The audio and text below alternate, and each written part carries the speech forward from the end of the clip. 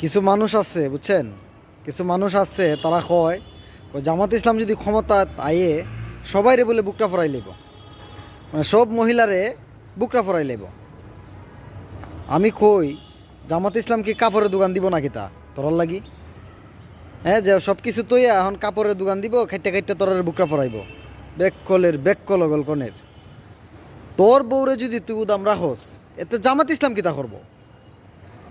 হ্যাঁ, কুত্তা যে উদাম হইয়া ঘুরে, কুত্তা যে ল্যাংটা হইয়া ঘুরে, কুত্তারে কি ফ্যান তুই ফরাস নি?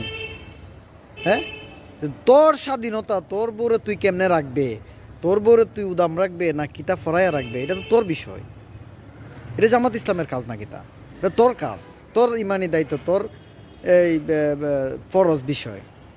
আমরা বলতে পারি। এখন যদি তুই যদি উদাম রাখস তাহলে আমরা তো চোখ বন্ধ হইয়া হয়তো অন্তত দূরে থাকতাম পারি, ঠিক না? বেক কল জামাত ইসলাম সবাই বুকরা ফরাই লেব, জামাত ইসলাম বুকরার দোকান দেলাইব।